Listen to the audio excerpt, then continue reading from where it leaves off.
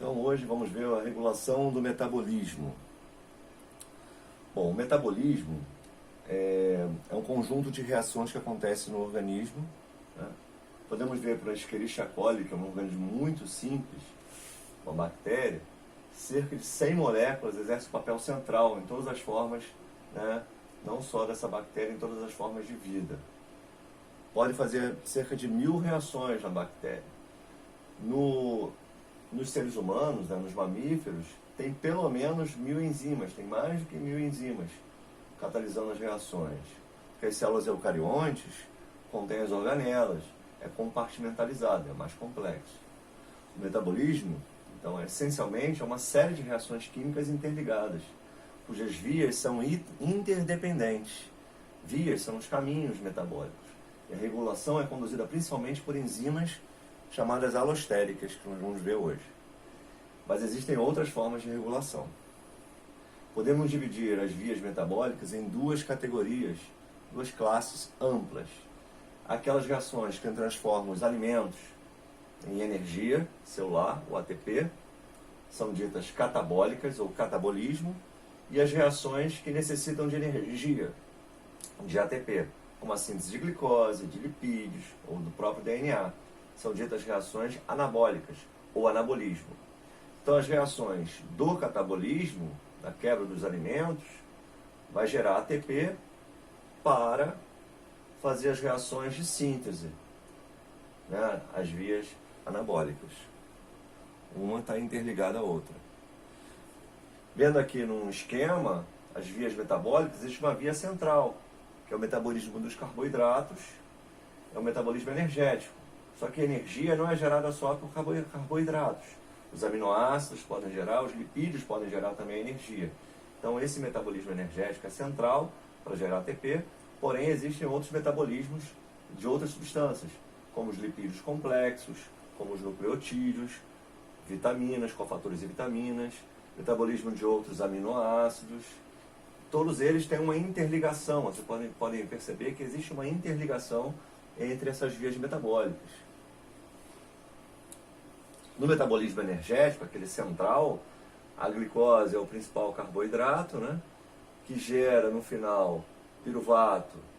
Depois, esse piruvato pode entrar na mitocôndria e gerar acetil-CoA, e aí entrar no ciclo de Krebs. Já ácidos graxos e aminoácidos podem gerar um metabolismo dos ácidos graxos, gera acetil-CoA, e o de alguns aminoácidos também gera acetil-CoA, que entra no ciclo de Krebs. Nesse ciclo de Krebs são gerados NADH e FADH2, que são aquelas coenzimas que carregam elétrons para a cadeia transportadora de elétrons, cadeia respiratória, onde ocorre essa transferência de elétrons, e a fosforilação oxidativa, que é a geração de ATP.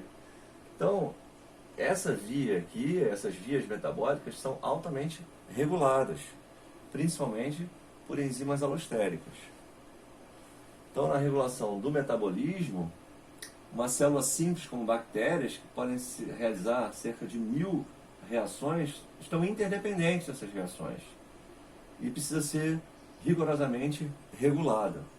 O controle metabólico deve ser flexível para se adaptar a uma mudança do ambiente, senão o organismo, a célula, morreria com pequenas mudanças, alterações no meio ambiente. Então ela tem como se regular, se adaptar àquelas mudanças ambientais.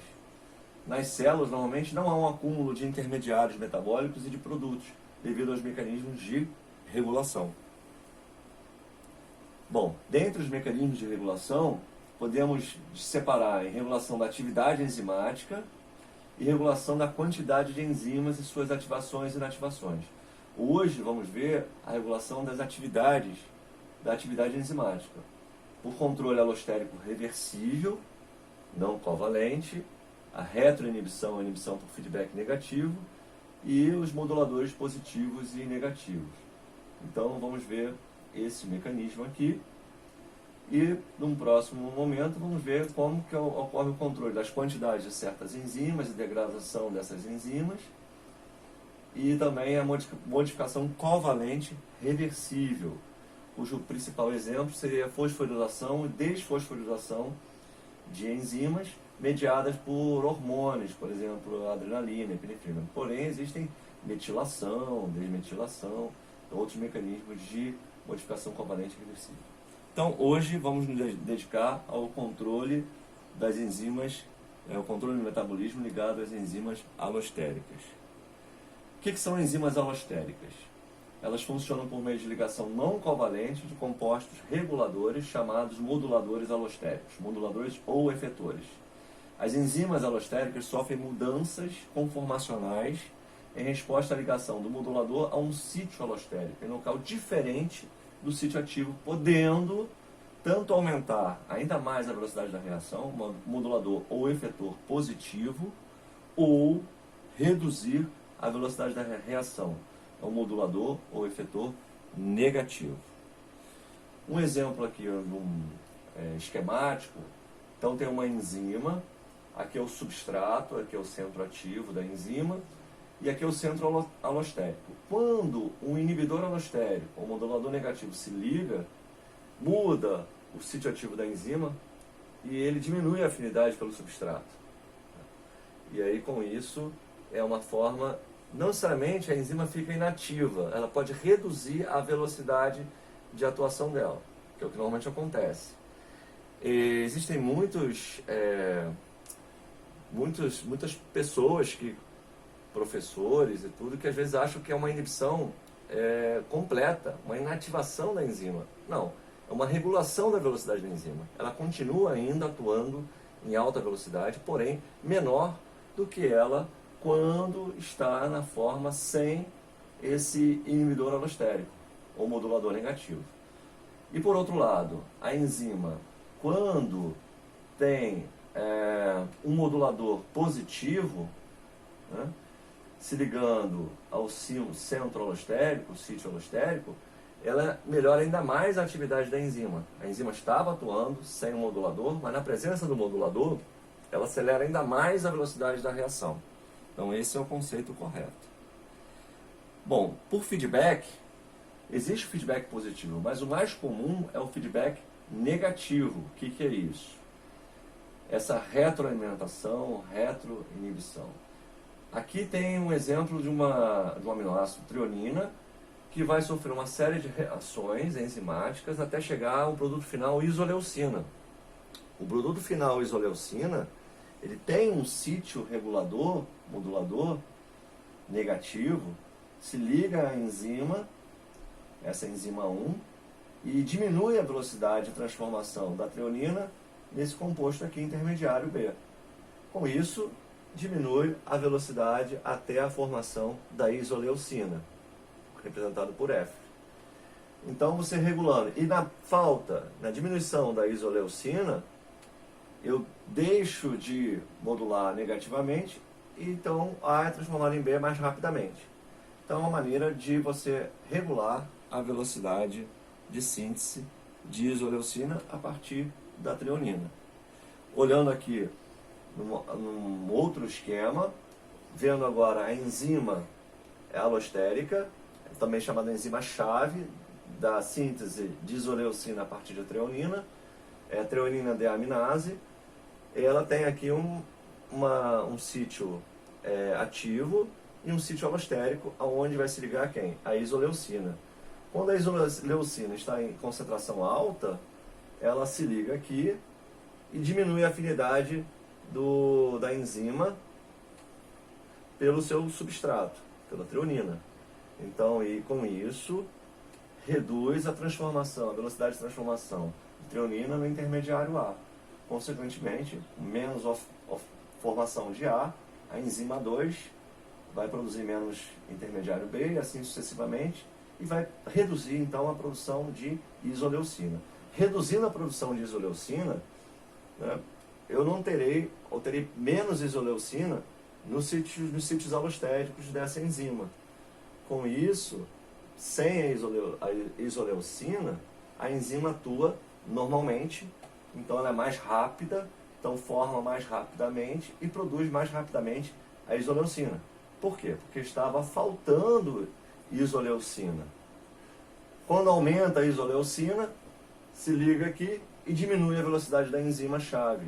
a enzima alostérica e regula então a concentração de isoleucina. É um mecanismo clássico de regulação enzimática, muito presente no metabolismo e muito importante e simples. Aqui vamos ver um pouquinho uma situação um pouco mais complexa, mostrando como que está interligado o metabolismo. Aqui nós temos o oxalacetato, que é um intermediário metabólico importante, que entra lá no ciclo de Krebs, ou ciclo do ácido cítrico. Ele pode ser transformado em aspartato, que é um aminoácido, e esse aspartato, através de uma série de reações, pode produzir tanto lisina, quanto metionina, quanto isoleucina. São 3 aminoácidos, além da treonina aqui. Bom, quando o aspartato chega até o aspartato semialdeído, esse aspartato semialdeído pode gerar lisina, assim como pode gerar homoserina, e a homoserina gerar metionina. A homoserina também pode gerar treonina, que vai gerar a isoleucina. Vamos pensar. Quando a concentração de lisina já está alta, ela modula negativamente tanto essa enzima, diminuindo a síntese de lisina, que desloca então esse aspartato semialdeído para a homoserina. Essa homoserina, então, pode ser transformada em metionina. Quando já está alta a metionina, uma parte da homoserina vai para a treonina, que vai formar a isoleucina. Quando a metionina está alta, inibe, acumula a homoserina, que vai para a treonina. Treonina, quando gera muita isoleucina, inibe, e com isso diminui, então, a conversão de treonina em alfa-oxibutirato. Só que, com o acúmulo de treonina, modula negativamente essa enzima chave que transforma aspartato em aspartil fosfato, que vai levar ao aspartato semialdeído, que é o intermediário para todos esses 4 aminoácidos aqui. Então, e a própria lisina em si também modula, tem um outro sítio alostérico nessa enzima, que é regulado por lisina e por treonina. Então, uma dupla regulação com moduladores negativos, duplo sítio alostérico para reduzir a produção, porque eu já tendo muita lisina e muita treonina, já indica que esses intermediários já estão produzidos em quantidade suficiente. Então essa autorregulação por feedback negativo é muito importante. E normalmente ela tem uma interligação entre vias metabólicas. Um outro exemplo interessante é, por exemplo, o desvio de vias. O piruvato que vem lá da glicose, ele pode ser transformado em acetil-CoA ou pode ser transformado em oxalacetato. Quando eu tenho acúmulo de acetil-CoA, por exemplo, pelo metabolismo de ácidos graxos, quando a pessoa está em jejum e ocorre muita degradação de ácidos graxos, gera acetil-CoA, a acetil-CoA modula negativamente a enzima complexo piruvato desidrogenase, então modula negativamente essa enzima, e modula positivamente a piruvato carboxilase, que transforma piruvato em oxalacetato. Então, em vez, no acúmulo de acetil-CoA, em vez de piruvato ser transformado em acetil-CoA, já que tem excesso, piruvato é transformado em oxalacetato. E o oxalacetato pode ser usado na via da gliconeogênese. Então, olhando aqui no esquema, quando eu tenho o piruvato, ele pode seguir 2 caminhos, ou para acetil-CoA ou para oxalacetato. Quando eu tenho muito acetil-CoA, ela modula negativamente essa enzima, feedback negativo, porém modula positivamente uma outra enzima, que é a piruvato carboxilase. Então ela desvia o acúmulo de acetil-CoA, lá na mitocôndria, vai desviar o metabolismo para a síntese de oxalacetato, para a gliconeogênese, para a síntese de glicose, já que o indivíduo está em jejum. Olhando graficamente, se eu pensar que uma enzima sem modulador tem esse perfil de velocidade da reação até chegar à velocidade máxima, nós vamos estudar em cinética enzimática na próxima aula, com a presença do modulador negativo, a velocidade da reação diminui, e com a presença de modulador positivo, a velocidade da reação aumenta da enzima. Então, considerando velocidade e concentração de substrato, observamos perfis diferenciados nessa enzima alostérica. Bom, o estado energético da célula é um dos principais reguladores de diversas enzimas.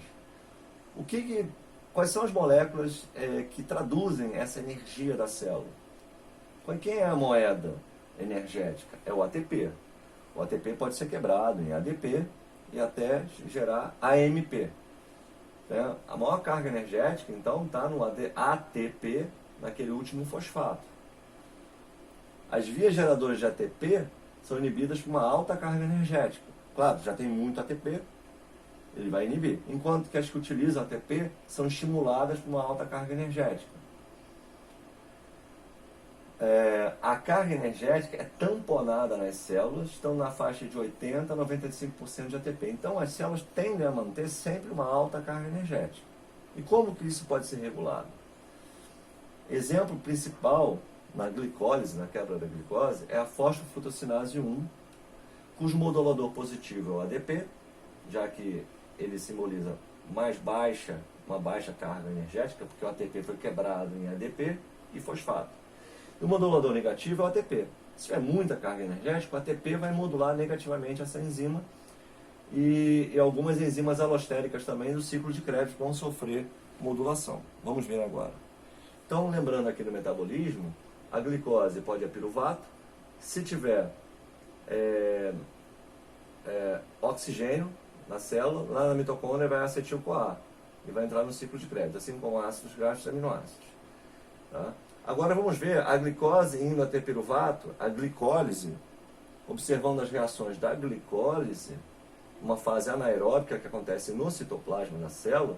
Essa enzima fosfofrutosquinase 1, ou fosfofrutossinase 1, ela é altamente regulada, é uma das principais enzimas chaves, onde o ATP modula negativamente, citrato, que está lá no ciclo de Krebs, também simboliza a alta energia da célula, modula negativamente, e o pH ácido também.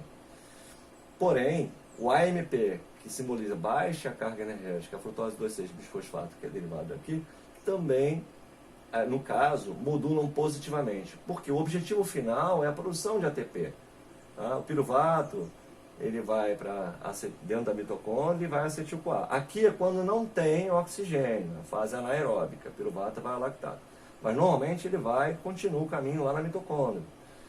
Então, se eu já tenho muito ATP, o ATP vai modular negativamente. Se eu tenho pouco ATP, eu vou gerar AMP, tá? Vamos ver mais à frente, que vai modular positivamente para acelerar esse processo. Então essa enzima é altamente modulada e ela, graficamente, usando o gráfico aqui de uma enzima alostérica como ela, a fosfofrutoquinase 1, quando não tem ATP, certo? Ela sofre uma regulação positiva, então ela trabalha no máximo na velocidade dela, que é a velocidade da reação, tá? A atividade da enzima. Na presença de ATP, ela é modulada negativamente. E quando ela tem uma condição normal, que é a alta concentração de ATP e uma baixa de AMP, ela funciona de modo intermediário. Então, sem o modulador negativo, ela vai trabalhar numa velocidade alta. Na presença do modulador negativo, que é o ATP, ela vai diminuir a velocidade dela comparado ao normal, que é trabalhar numa alta concentração de ATP e numa baixa de AMP.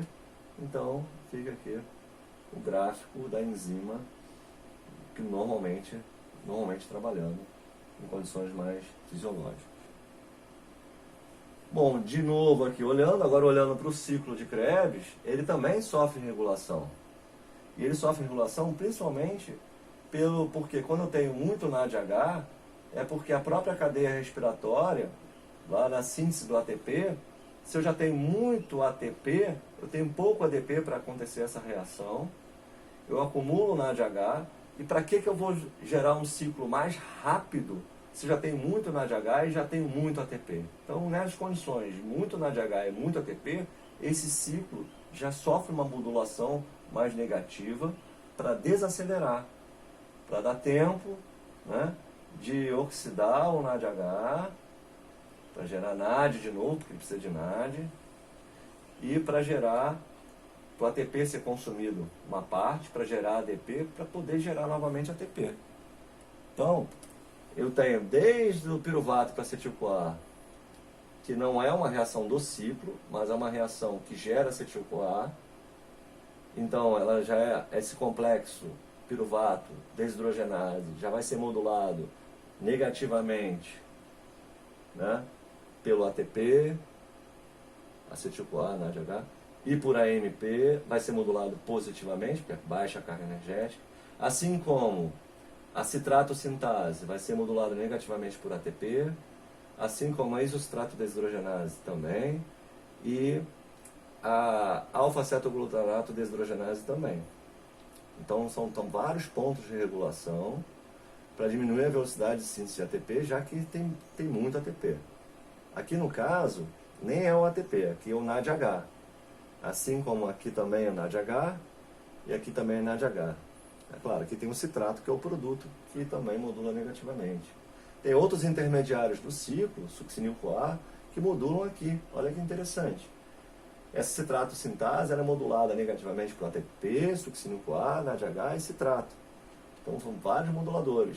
Já o ADP, que é o produto da quebra do ATP imediato, já modula, né, positivamente essas enzimas para acelerar o processo, para gerar mais ATP para a célula. Então são processos finamente regulados. Então por hoje é só.